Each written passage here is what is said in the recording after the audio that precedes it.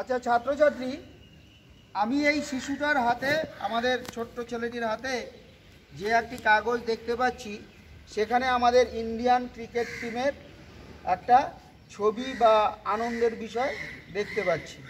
এবার আমি এই ছবিটাকে যদি দেখি ভালো করে, তোমরা দেখো তোমাদের হাতেরটা, যে এখানে একজন বলটাকে ক্যাচ পাকড়াচ্ছেন। নিচে আমরা দেখতে পাচ্ছি যে এখানে জাতীয় পতাকার মধ্যে আমাদের ভারতীয় প্লেয়াররা রয়েছেন, আবার এখানে পুরো দলটা রয়েছেন, অর্থাৎ ভিক্টোরিয়াস দল, যেটা জয়ী দল।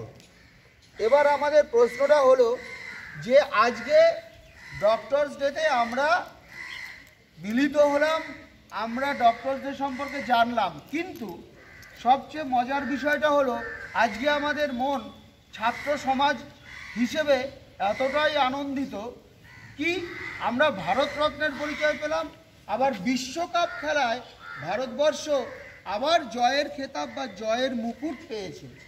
তাহলে এই বিষয়ে আমাদের, যদি আমরা ভারতীয় হিসেবে নিজেদেরকে ভাবি, তাহলে অবশ্যই আনন্দিত হব যখন আমরা রোহিত শর্মা, আমাদের বর্তমান জাতীয় দলের যিনি ক্যাপ্টেন, তিনি যখন ওই জাতীয় পতাকাকে মাঠের মধ্যে পুঁতেছিলেন এবং তিনি যখন ট্রফিটা আনতে গিয়েছিলেন, তোমরা নিশ্চয়ই দেখে থাকবে টিভিতে যে কিভাবে আস্তে আস্তে এরকম করে হেঁটে যাচ্ছেন, দিয়ে লাস্টে গিয়ে ট্রফিটাকে এরকম করে ধরলেন।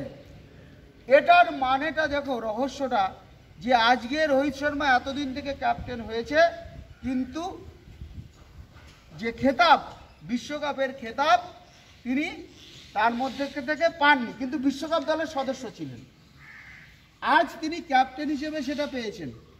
তোমরা দেখতে পেয়েছো যে যখন ভারত জিতল, তখন কিভাবে একজন আরেকজনকে সবাই আলিঙ্গন করলো, জড়িয়ে ধরলো, বারবার টিভিতে দেখানো হচ্ছে।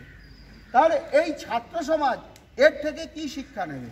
শিক্ষা একটাই, অর্থাৎ জাতীয়তাবোধ এবং ভারতীয়ত্ববোধ।